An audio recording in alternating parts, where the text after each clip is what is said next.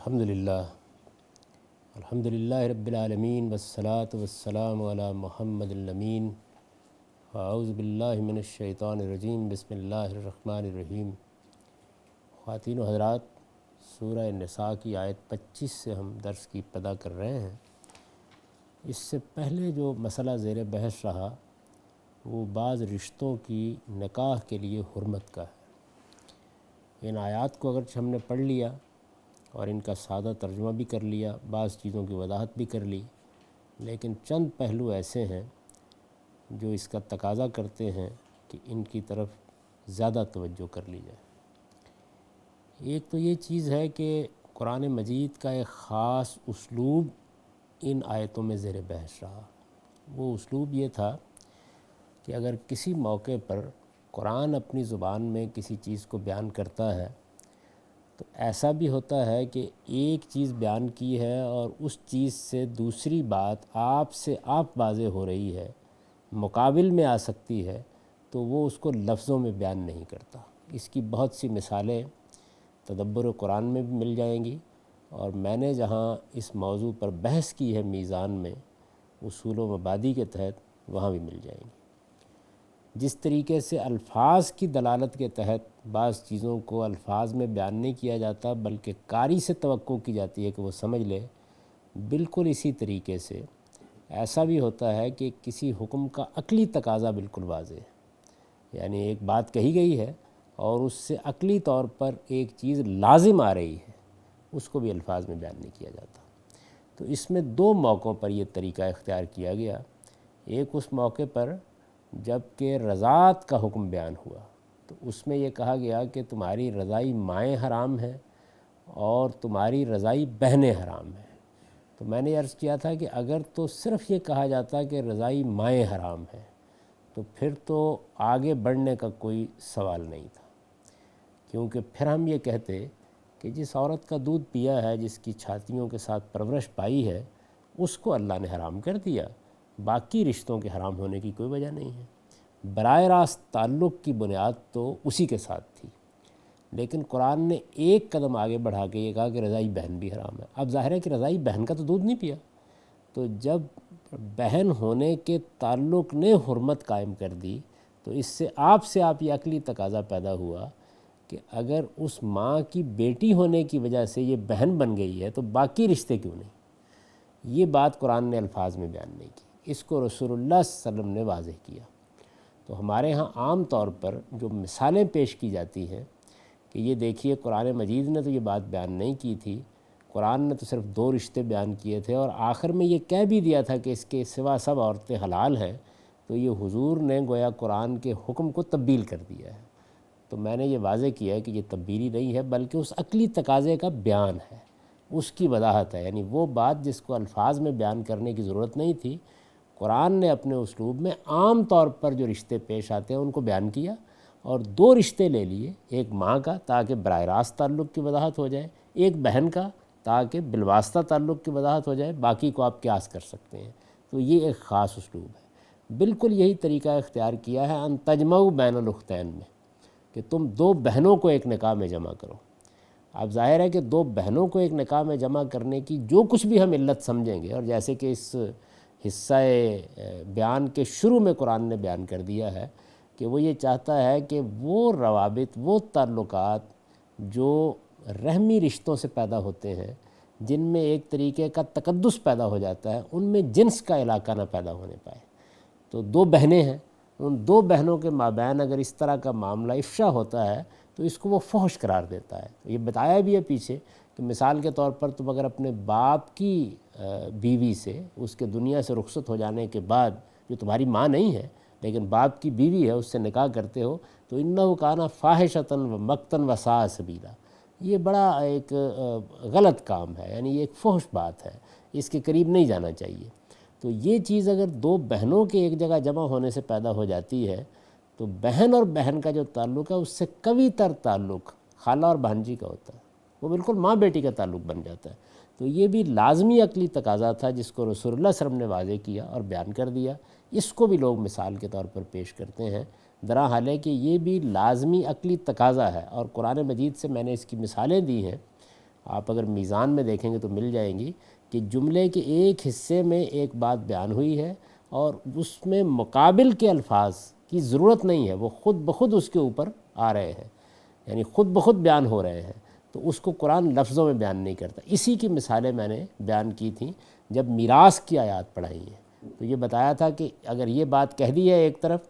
کہ اگر تمہارے والدین ہی وارث ہیں تو ماں کا حصہ 1/3 ہے، تو اب یہ لفظوں میں بیان کرنے کی ضرورت نہیں ہے کہ باپ کا باقی 2/3 ہے۔ یعنی جب یہ جملہ کہہ دیا کہ اگر والدین ہی وارث ہیں، ماں باپ ہی وارث ہیں، تو ایک کا بیان کر دیا، دوسرے کو چھوڑ دیا، اس کو آپ خود سمجھ لیں۔ تو یہ قرآن کا خاص اسلوب ہے، اس کو رسول اللہ صلی اللہ علیہ وسلم نے واضح فرمایا ہے۔ میرے نزدیک یہ نہ کوئی تبدیلی ہے، نہ کوئی تغیر ہے، اس کے میں نے دلائل دے دیے۔ ایک اس میں اہم مسئلہ یہ تھا جس کی طرف میں چاہتا تھا کہ اشارہ کر دوں اور یہ بتا بھی دوں کہ اس کی کیا اہمیت ہے۔ دوسرا جو معاملہ اس میں بیان ہوا ہے وہ یہ ہے کہ جو حرمتیں بیان کر دی ہیں، مثال کے طور پر وہ حرمتیں صلبی رشتوں کی ہیں، واضح ہیں بالکل، یعنی اس میں جو رشتے بیان کیے گئے ہیں عقل انسانی مانتی ہے کہ ان کے مابین نکاح کا تعلق نہیں ہونا چاہیے۔ اس کے بعد رضائی رشتے بیان کیے ہیں، میں نے عرض کر دیا کہ ہمارے ہاں لوگ اس کو اہمیت نہیں دیتے، لیکن یہ حقیقت ہے کہ اس طرح قرآن مجید نے ایک بڑی غیر معمولی بنا ڈال دی ہے کہ بالواسطہ تعلق بھی کتنا تقدس پیدا کر دیتا ہے تاکہ رشتوں کے بارے میں لوگ محتاط رہیں۔ اب موجودہ زمانے میں دیکھیے کہ بعض ایسی ٹیکنالوجی کی چیزیں آ گئی ہیں کہ جس میں ماں کا اس طرح بالواسطہ رشتہ پیدا ہونے کے اور امکانات بھی پیدا ہو گئے ہیں، تو ان کو بھی ہم اس کے اوپر قیاس کر سکتے ہیں کہ وہ رشتہ اسی طریقے سے قائم ہو جائے گا، تو اس کو بیان کیا۔ پھر اس کے بعد سحری رشتوں کو لیا ہے، یعنی وہ رشتے جو نکاح کا کسی مرد و عورت میں رشتہ پیدا ہوتا ہے تو اس سے پیدا ہو جاتے ہیں۔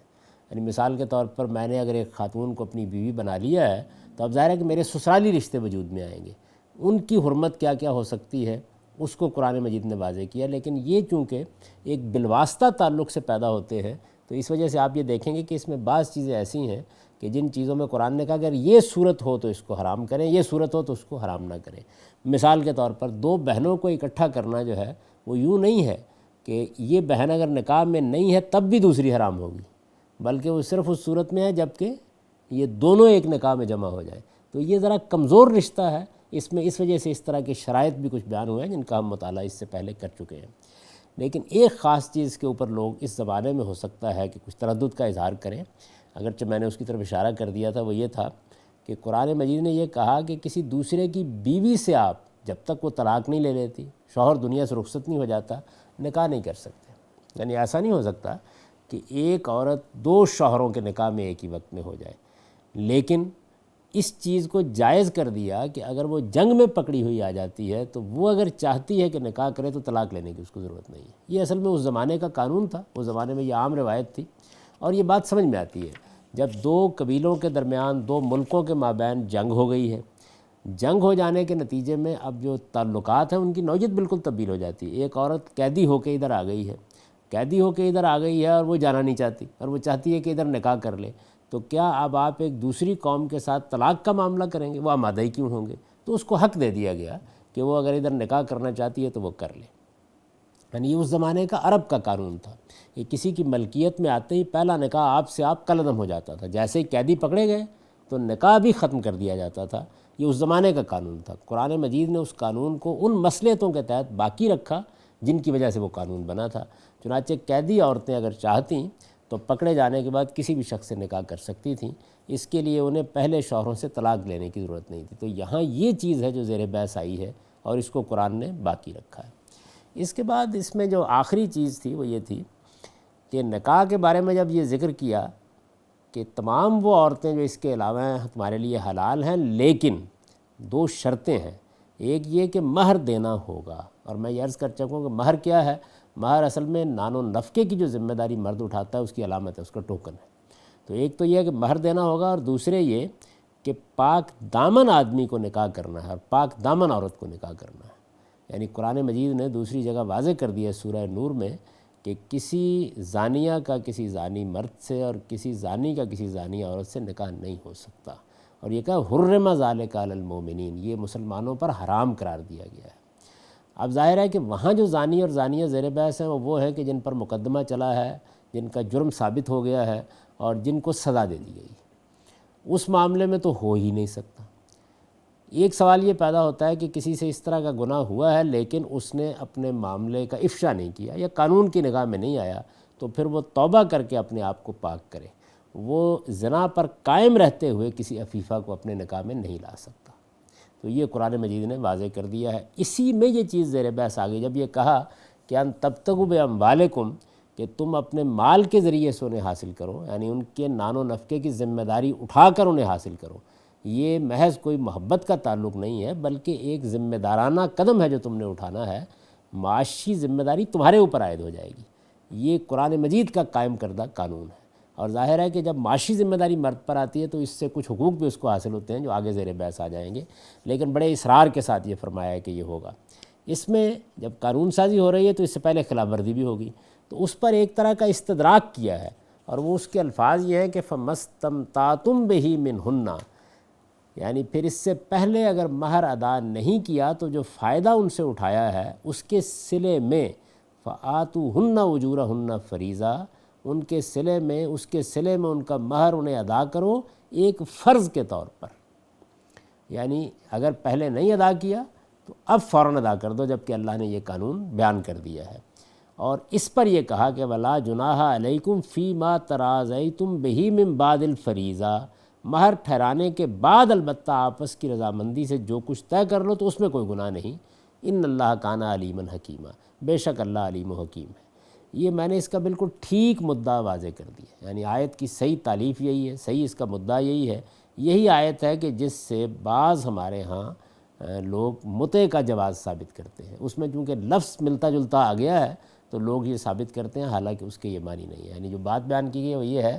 کہ تمہیں ہر حال میں نان و نفقے کی ذمہ داری اٹھانی ہے، مہر ہر حال میں ادا کرنا ہے۔ اگر اس سے پہلے مہر ادا نہیں ہوا تو جو فائدہ اٹھایا، اور یہ فائدہ اٹھایا ہے اصل میں یہ اس کیفیت کو بیان کیا ہے کہ تم بہرحال نکاح کر چکے ہو اور تمہارے حقوق وہ ادا کر چکی ہیں، تو اس کے بعد تمہیں ان کا مہر لازماً دینا ہے۔ اور اگلے جملے سے بالکل یہ بات واضح ہے کہ آپس میں من بعد الفریضہ مہر لازم تھا، اس میں اگر کوئی آپس کی رضامندی سے طے ہو جاتی ہے چیز تو اس پہ کوئی حرج نہیں ہے۔ تو یہ میں نے اس لیے عرض کر دیا کہ اس کا بھی صحیح مفہوم یہ ہے، اور اس سے آپ اندازہ کر سکتے ہیں کہ بعض اوقات جب کوئی ایک بات لوگوں کے ذہن میں آ جاتی ہے یا وہ کسی روایت کی بنیاد پر اس کو قبول کر لیتے ہیں تو وہ سیاق سباق کو نظر انداز کر کے کس طریقے سے اس کے اندر ایک معنی پیدا کر لیتے ہیں، درحال ہے کہ یہاں اس کا کوئی سوال نہیں۔ یہ چند باتیں تھیں جو پچھلے سلسلہ بیان سے متعلق وضاحت کا تقاضا کرتی تھیں۔ اب آگے فرمایا وَمَن لَّمْ يَسْتَطِعْ مِنكُمْ طَوْلًا يَنكِحَ الْمُحْصَنَاتِ الْمُؤْمِنَاتِ فَمِمَّا مَلَكَتْ أَيْمَانُكُم مِّن فَتِيَاتِكُمُ الْمُؤْمِنَاتِ، کہ اور تم میں سے جو آزاد مسلمان عورتوں کے ساتھ نکاح کی مقدرت نہ رکھتے ہوں، یعنی عام حالات میں تو ظاہر ہے کہ ایک سوسائٹی کے اندر جب نکاح کیا جاتا ہے تو اس میں کفاءت کو دیکھنا ضروری ہے۔ کفاءت کا مطلب کیا ہے؟ یعنی ہمہ ہنگی، موزونیت، توازن اسی صورت میں پیدا ہوگا جب کہ کچھ آپ اپنے معیار کو سامنے رکھ کر نکاح کریں گے۔ اسی چیز کو ہمارے فقہا جو ہیں وہ کفاءت یا کف کے لفظ سے تعبیر کرتے ہیں کہ اس کا لحاظ رکھنا چاہیے۔ یعنی ایک امیر کبیر آدمی ہے یا ایک امیر کبیر عورت ہے تو بعض اوقات محض مال دونوں کے مابین عدم موافقت کا ذریعہ بن جاتا ہے، خاندانی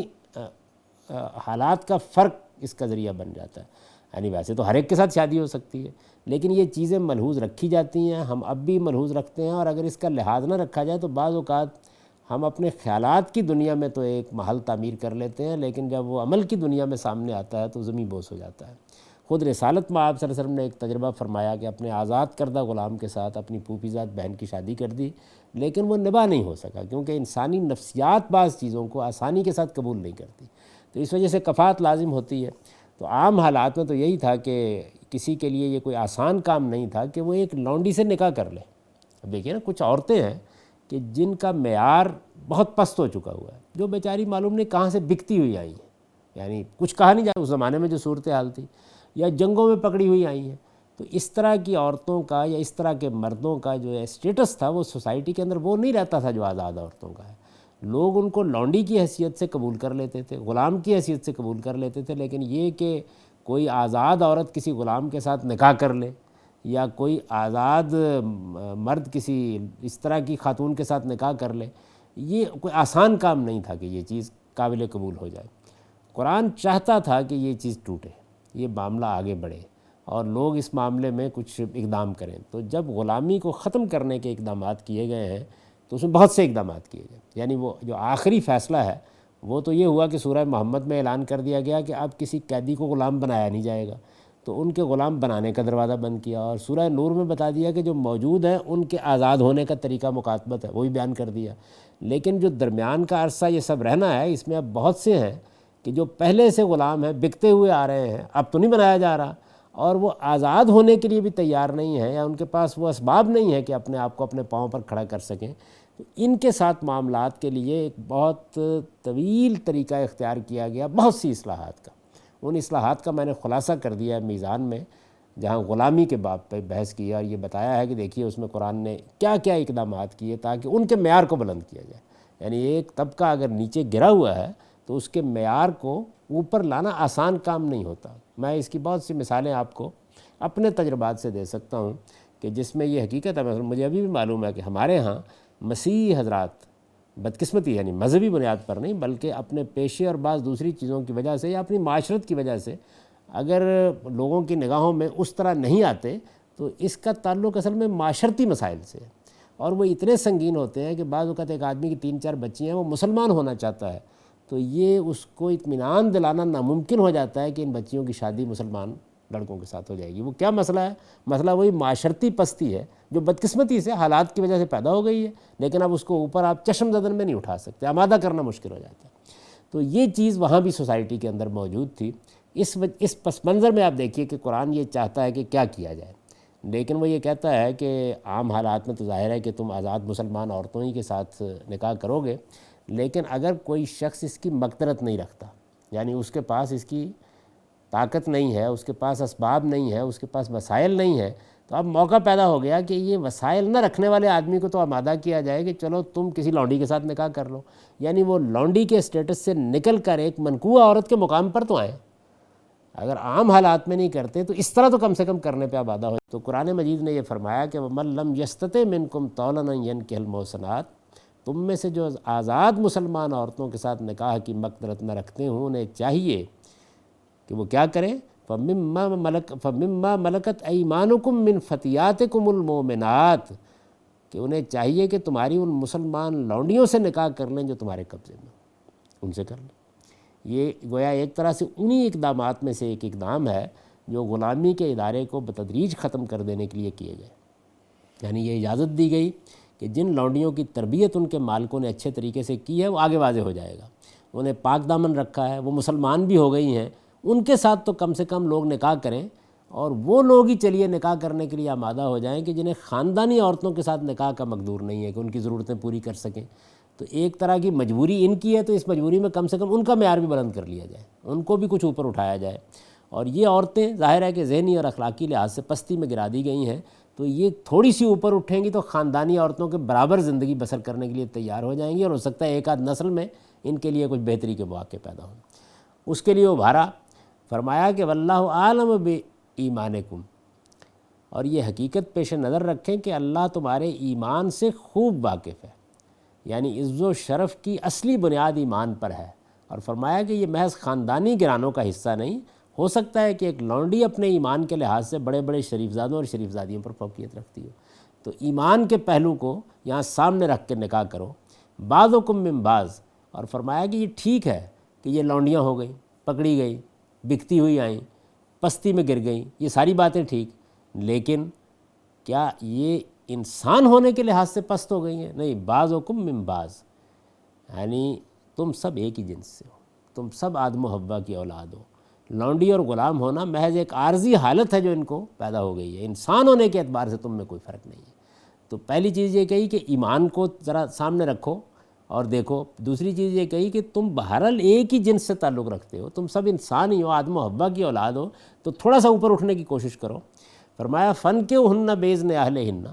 اب ظاہر ہے کہ لونڈی تو کسی کی ملکیت میں ہے نا، اور وہ اس کو آزاد کرنے کے لیے تیار نہیں، تو فرمایا کہ اگر وہ اس کے لیے آمادہ ہو جائے کہ وہ اس کا نکاح کسی کے ساتھ کر لے اور ان کے مالک کی طرف سے یہ اجازت حاصل ہو جائے، تو تم آگے بڑھو اور نکاح کر لو تاکہ ان کا معیار بلند ہو۔ وَآتُوهُنَّ أُجُورَهُنَّ بِالْمَعْرُوفِ، اور فرمایا کہ اب جب ہم تمہیں یہ کہہ رہے ہیں کہ ان لونڈیوں سے نکاح کرو، اس سے پہلے وہ آیت آ چکی ہے کہ یتیموں کی ماؤں کے ساتھ نکاح کر لو، تو وہاں پر بھی قرآن نے یہی کہا، یہاں پر بھی اسی بات پر زور دیا کہ جب ان کا معیار بلند کر رہے ہو تو پھر جو آزاد عورتوں کے لیے معروف کے مطابق مہر ہوتا ہے ان کو دو، یعنی جو مہر ہے ایسا نہ ہو کہ ایک اور منکوہ عورتوں کی ذرا پست قسم وجود میں آ جائے، یعنی اگر نکاح کرنے کا فیصلہ کیا ہے، ان کے معیار کو بلند کرنا چاہتے ہو اور تمہارے پاس بھی اتنی مقدرت نہیں ہے کسی آزاد عورت کی ذمہ داریاں اٹھا سکو، تو مان لیا اس کے بعد نکاح کرو، لیکن مہر بہرحال دو، محصنات غیر مصافحات۔ اب مسئلہ یہ تھا کہ ان کے ہاں چونکہ اخلاقی پستی بھی بہت پیدا ہو جاتی تھی کہ کسی کی وہ ظاہرہ اس طریقے سے حفاظت میں نہیں ہوتی تھی، یہ چیز بھی تھی، تو فرمایا کہ بہرحال یہ ضرور دیکھنا جائے گا کہ وہ پاک دامن رہنے والی ہوں، یعنی نکاح کرو لیکن وہ پاک دامن رہی ہوں، بدکاری کرنے والی اور چوری چھپے آشنائی کرنے والی نہ ہو، کیونکہ یہ چیز اگر پیدا ہو جائے تو پھر گرانوں کے اندر وہ چیز پیدا ہی نہیں ہو سکتی۔ اس کے تجربات لوگوں نے طوائفوں کو اوپر اٹھانے میں کر کے دیکھ لیے ہیں، اس میں بھی بڑی پیچیدگیاں پیدا ہوتی ہیں۔ تو مطلب یہ ہے کہ اخلاقی لحاظ سے کم ٹھیک ہو، مومنہ ہے، تو پھر یہ مت خیال کرو کہ لوٹی ہے، تو تھوڑا سا اوپر اٹھاؤ اس کو۔ اچھا، پھر فرمایا کہ اب یہی موقع پیدا ہو گیا۔ ایک پہلی بات تو یہ کہی کہ بدکاری کرنے والی اور چوری چھپے آشنائی کرنے والی نہ ہو، یہ یہاں بھی دیکھیے کہ وہی دونوں چیزیں بیان کر دی ہیں جن کا ذکر اس سے پہلے بدکاری کی سزا میں ہو چکا ہے۔ اب چونکہ بدکاری کی سزا میں اس کا ذکر ہو چکا ہے تو ان کے بارے میں ایک وضاحت کر کے اس قانون کے بھی ایک اہم پہلو کو واضح کر دیا۔ ارشاد فرمایا کہ فَإِذَا أُحْسِنَّ فَإِنْ أَتَيْنَا بِفَاحِشَةٍ، کہ پھر جب وہ پاک دامن رکھی جائیں اور اس کے بعد اگر کسی بدچلنی کی مرتکب ہوں تو فَعَلَيْهِنَّ نِصْفُ مَا عَلَى الْمُحْصَنَاتِ مِنَ الْعَذَابِ، تو ان پر اس سزا کی آدھی سزا ہے جو آزاد عورتوں کے لیے مقرر کی گئی ہے۔ یعنی اگر تو ان کو پاک دامن رکھنے کا اہتمام ہی نہیں کیا گیا تو پھر تو ان کو سزا دی نہیں جائے گی، اگر ان سے غلطی ہو جاتی ہے تو تنبیہ کر لی جائے گی، یعنی کوئی باقاعدہ سزا نہیں دی جائے گی۔ اور اگر ان کو پاک دامن کا رکھنے کا اہتمام کیا گیا ہے، یعنی پہلے گھر والوں نے کیا، پھر شوہر نے بھی کیا، اس کے باوجود کسی بدچلنی کا ارتکاب کرتی ہیں تو پھر بھی آدھی سزا دی جائے گی۔ تو قرآن نے اس طریقے سے یہ بات واضح کر دی کہ جو سزا سورہ نور میں بیان کی گئی ہے وہ 100 کوڑے کی سزا ہے، وہ انتہائی سزا ہے۔ یہ بات اس سے خود معلوم ہو گئی، یعنی یہ بات قرآن مجید نے واضح کر دی کہ وہ انتہائی سزا ہے اور صرف انہی مجرموں کو دی جائے گی جن سے جرم بالکل آخری درجے میں سرزد ہو جائے اور اپنے حالات کے لحاظ سے وہ کسی رعایت کے مستحق نہ ہو، پھر انہی کو دی جائے گی۔ اس سے میں نے استدلال کیا اور یہ بتایا ہے کہ ہمارے فقہا نے جو یہ خیال کیا ہے کہ یہ زنا کی تنہا سزا ہے، یہ بات ٹھیک نہیں ہے، یہ اونلی پنشمنٹ نہیں ہے، یہ اصل میں ایکسٹریم پنشمنٹ ہے، یہ آخری سزا ہے۔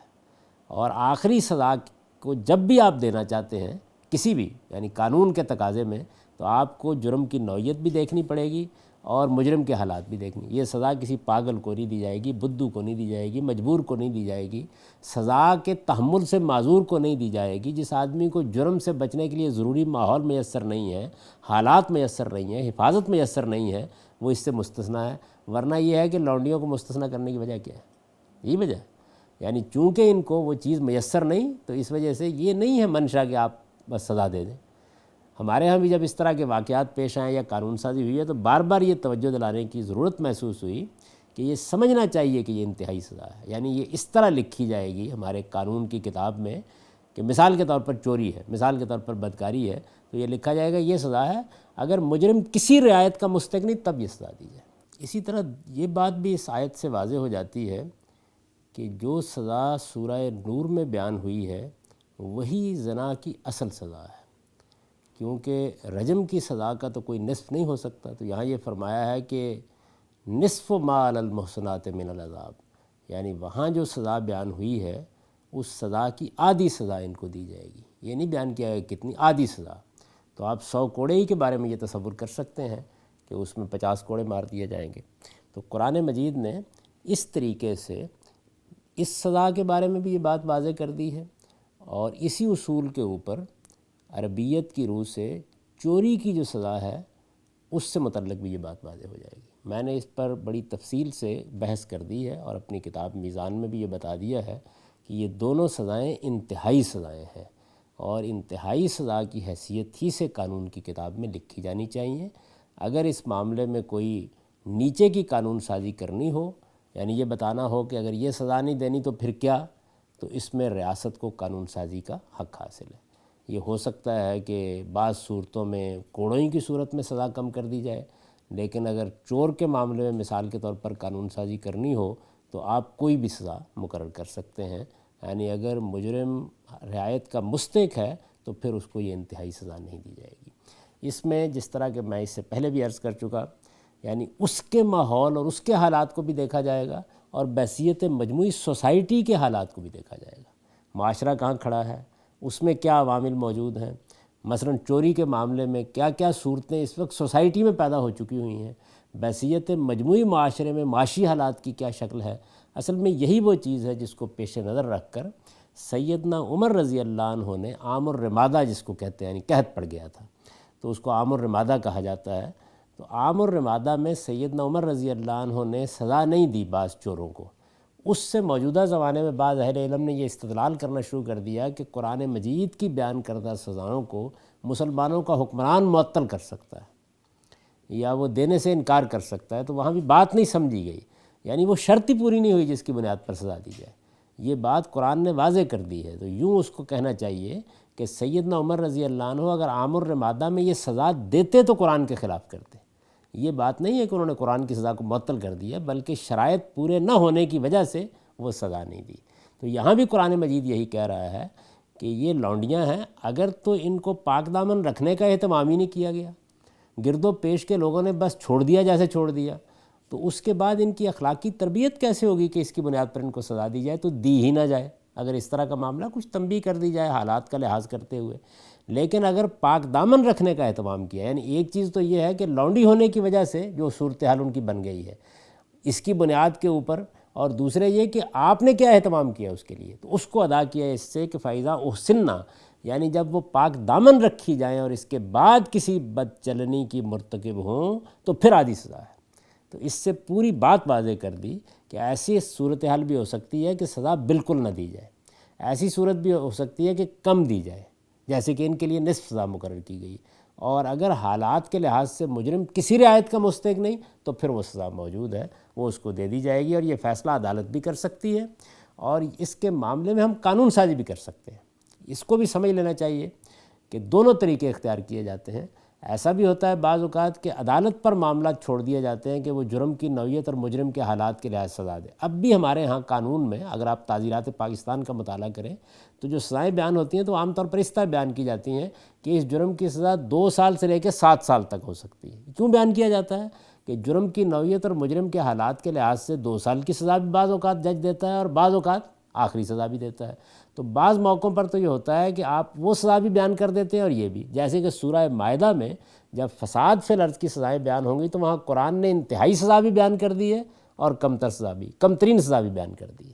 یعنی جو سب سے کم سزا ہو سکتی تھی وہ بھی بیان کر دی ہے، اور پھر یہ کہا ہے کہ عدالت اس میں سے جس کا چاہے انتخاب کر لے۔ ظاہر ہے کہ وہ انتخاب اسی اصول پر ہوگا، الٹپ تو نہیں ہوگا کہ جرم کی نوعیت دیکھی جائے گی، مجرم کے حالات دیکھے جائیں گے۔ تو وہاں تو قرآن نے خود بیان کر دیا، ہمارے ہاں بھی قانون میں اس کو بیان کیا جاتا ہے، یہاں پر ریاست پر چھوڑ دیا ہے۔ یعنی لونڈیوں کے معاملے میں اس وقت کی صورتحال میں تو ایک قانون بنا دیا نیچے بھی، لیکن باقی معاملات میں ہم قیاس کریں گے، اجتہاد کریں گے، اور جرم کی مختلف نوعیتوں کے لحاظ سے ان کی سزائیں بھی ہم مقرر کر دیں گے۔ البتہ جب جرم آخری درجے میں ہو جائے اور مجرم کسی رعایت کا مستحق نہ ہو تو قرآن کی روح سے بدکاری کی سزا 100 کوڑے۔ یہ بات بہت اچھے طریقے سے سمجھ لینی چاہیے۔ رجم کی جو سزا ہمارے ہاں ہے اس کو میں سورہ مائدہ کے تحت زیر بحث لاؤں گا، اس بحث کو اس وقت تک کے لیے مؤخر کر لیجئے، اس لیے کہ اس کا صحیح محل اور موقع وہی ہے۔ تو یہ بات بیان کی۔ اب اس میں ایک اور پیچیدگی ہے جس کے اوپر تبصرہ کیا ہے، وہ یہ ہے کہ اگر تو کسی نے کسی لونڈی کو خریدا ہے اور پھر اس کو آزاد کر کے اس کے ساتھ نکاح کر لیا ہے تو کیا کہنے ہیں، یہ تو بہت ہی اچھی چیز ہے۔ لیکن اگر وہ کسی کی ملکیت میں ہے اور نکاح کیا گیا ہے تو حقوق ملکیت اور حقوق نکاح دونوں میں تصادم پیدا ہوگا۔ تو اس وجہ سے فرمایا کہ اس میں احتیاط کرو، یعنی یہ سمجھ لو ذالک لمن خشی العنت منکم، یعنی یہ اجازت تم میں سے ان لوگوں کے لیے ہے جنہیں گناہ میں پڑ جانے کا اندیشہ ہو، وان تصبروا خیر لکم، ورنہ صبر کرو تو یہ تمہارے لیے بہتر ہے۔ اور مطمئن رہو کہ احتیاط کے باوجود اگر کوئی غلطی ہو جاتی ہے تو فرمایا واللہ غفور الرحیم، اللہ بخشنے والا ہے، اس کی شفقت ابدی ہے۔ اس میں یہ بات واضح کر دی کہ انسان اپنے طور پر ممکن حد تک کوشش کرے کہ وہ صحیح راستے پر رہے، ہر چیز کا لحاظ کرے۔ قرآن مجید نے جس طریقے سے یتیموں کے مال کی نگہداشت کی قانون سازی کی تو اس میں بھی ہر پہلو کو واضح کر دیا، یعنی ان کی ماؤں سے نکاح کرو، یہ ترغیب دی۔ پھر یہ بتایا کہ نکاح کرتے وقت یہ دیکھو کہ ما طاب لکم، وہ ایسی خواتین ہونی چاہیے کہ جن کے بارے میں تم یہ سمجھ سکو کہ پھر نباہ بھی ہو جائے گا، اس لیے کہ نکاح تو کر لیا لیکن بعد میں اگر نباہی کی صورت پیدا نہیں ہوتی، کوئی پسندیدگی کی وجہ موجود نہیں ہے، تو پھر بھی مشکل ہے کہ میاں بیوی کا تعلق قائم رہ سکے۔ اور پھر مزید یہ کہا کہ اس کے نتیجے میں اگر تمہارے نکاح میں ایک سے زیادہ عورتیں ہو جائیں گی تو یہ دیکھو عدل کر سکو گے یا نہیں کر سکو گے، نہیں کر سکتے تو آدرائے کرم وہ نیکی بھی نہ کرو۔ تو جیسے وہاں یہ سب باتیں کہی تھیں، یہاں پر بھی سارے پہلو واضح کر دیے۔ پہلے یہ بات بیان کی کہ اگر تمہارے پاس کسی آزاد عورت سے نکاح کی مقدرت نہیں ہے تو ذرا ادھر بھی توجہ کرو۔ پھر یہ بتایا کہ اس میں یہ دیکھ لو کہ عورتیں پاک دامن ہوں، وہ نہ ہو کہ کل کو کوئی اور خاندانی مسئلے پیدا ہو جائیں جس کے نتیجے میں زیادہ پیچیدگیاں پیدا ہوں۔ پھر یہ بات بھی واضح کر دی کہ یہ اسی صورت میں کرو جب کہ تمہیں یہ اندیشہ ہو کہ تم کسی خرابی میں پڑ جاؤ گے، ورنہ اس میں حقوق ملکیت میں اور نکاح کے حقوق میں جو تصادم پیدا ہونا ہے وہ ازدواجی زندگی کے لیے بربادی کا باعث بن سکتا ہے۔ یعنی بہت سوچ سمجھ کے یہ معاملہ کرو۔ اور چونکہ خواتین ایسی آئی ہیں کہ جن کی اخلاقی تربیت اچھی نہیں ہوئی تو موقع پیدا ہو گیا، تو یہ بتا دیا گیا کہ اس سب کچھ کے باوجود بد چلنی کا ارتکاب ہو سکتا ہے۔ یہ معاملہ اخلاقی پستی کے ساتھ جب آپ لائیں گے تو یہ امکانات ہیں، تو پھر کیا کرنا ہے؟ تو یہ موقع پیدا ہوا اور اس میں سزا بھی بیان کر دی۔ اس سے آپ اندازہ کر سکتے ہیں کہ جو قرآن کا خاص اسلوب ہے بات کو بیان کرنے کا، وہ کتنا موجز ہوتا ہے، یعنی کس طریقے سے خاص جگہ سے بات اٹھائی ہے اور پھر کتنے پہلو ہیں جن کو بیان کر دیا۔ یرید اللہ لیبین لکم، اللہ کا ارادہ ہے کہ تم پر اپنی آیتیں واضح کر دے، یعنی گویا یوں سمجھ لیجئے کہ بالکل قطعی فیصلے کے طور پر اس بات کو بیان کیا ہے کہ اللہ نے یہ فیصلہ کیا ہے۔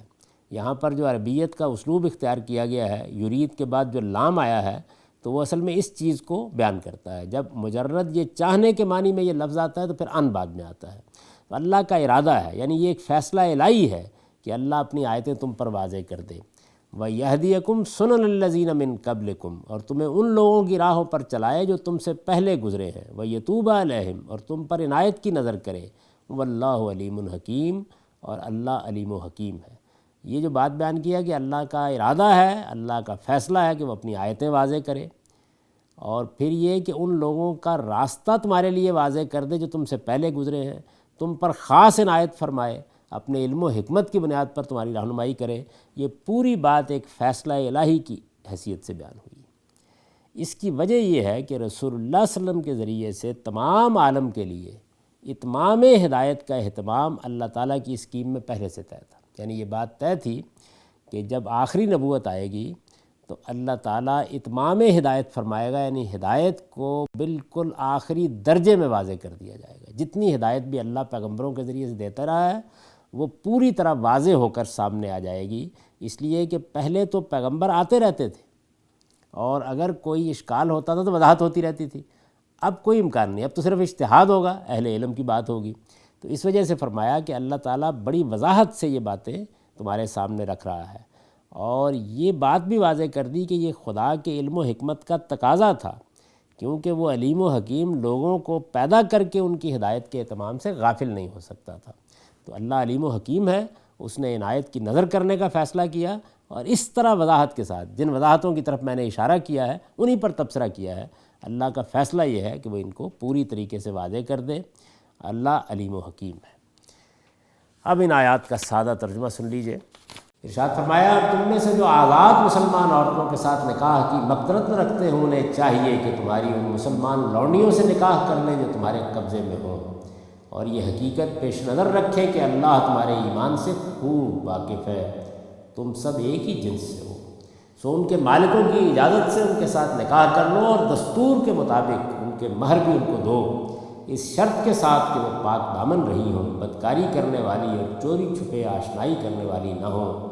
پھر جب وہ پاک دامن رکھی جائیں اور اس کے بعد اگر کسی بد چلنی کی مرتکب ہوں تو ان پر اس سزا کی عادی سزا ہے جو آزاد عورتوں کے لیے مقرر کی گئی ہے۔ یہ اجازت ان لوگوں کے لیے ہے جنہیں گناہ میں پڑ جانے کا اندیشہ ہو، ورنہ صبر کرو تو یہ تمہارے لیے بہتر ہے، اور مطمئن رہو کہ احتیاط کے باوجود کوئی غلطی ہو جاتی ہے تو اللہ بخشنے والا ہے، اس کی شفقت ابدی ہے۔ اللہ کا ارادہ ہے کہ تم پر اپنی آیتیں واضح کر دے اور تمہیں ان لوگوں کی راہوں پر چلائے جو تم سے پہلے گزرے ہیں، اور تم پر عنایت کی نظر کرے، اور اللہ علیم و حکیم ہے۔ اقول قولی ھذا واستغفر اللہ لی ولکم ولسائر